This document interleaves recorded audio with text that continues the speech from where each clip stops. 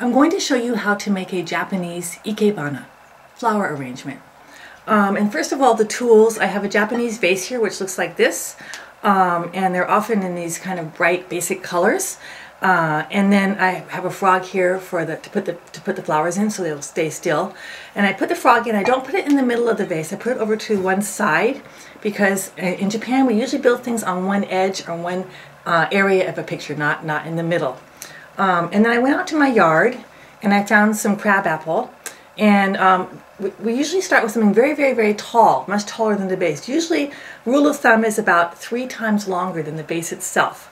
And so I'm going to put this in. I'm going to put it over on the edge here so it's not right in the middle, and it kind of comes in and angles up and around into the vase this way. And this is very important to have something kind of tall and a little bit with a little bit of shape to it when you're making an Ikebana. And then I went out in the front and I also found some bushes in our front yard, and these have some nice fall colors. So I'm going to put this down in the front. I'm going to angle it right in next to that first one I put in and let it shoot out towards the front here a little bit so it comes out towards the person who's looking at it. And so we often have something tall, which is heaven, and something down low, which is earth, or sometimes people say heaven, man, and earth in Ikebana as well. There's some nice tall grasses out in front in our yard, and again, you know, in America we might make a fan across here in the back, but in Japan I'm going to group them together, and I'm going to put them together and just let them kind of fill in the back in a very subtle way, and not really obviously to the rest of the arrangement. And then finally I'm going to add, and usually we just use like 3 or 4 things in a typical arrangement, sometimes only 1 or 2, but I have a couple of green things from our tree out in front. These will turn color soon.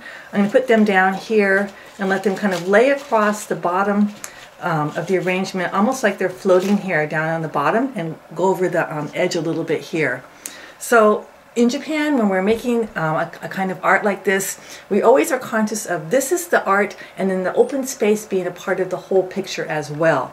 So that space or that gap is called ma, or mu in Japan, is very important, and it allows the person who's looking at the art to fill in their own ideas, fill in their own feelings about the art. And art is also always very much connected with the seasons, and so when we make Ikebana, we're very conscious of the season when we're putting it together. It represents whatever season or even the week of the season that you're putting together. This kind of thing is also very therapeutic. It's very relaxing to do if you get into it. You're creating something very simple, but simple looking, but not simple. When I was in Japan, my teacher would often scold me because I was reluctant to take off enough stuff from the Ikebana. I wanted to leave things as they were. But a real Ikebana artist takes off a lot of little twigs and leaves and things, sometimes even uses wire to manipulate the art. So something that looks really beautiful and natural in the end has taken a lot of thought and a lot of manipulation to put together along the way. So this is what a Japanese Ikebana might look like. You would then pour some water in here, and then people in Japan keep them in their entryways. They're also used in tea ceremony, and they're very nice just to kind of bring us the spirit of the season into any room that you go into.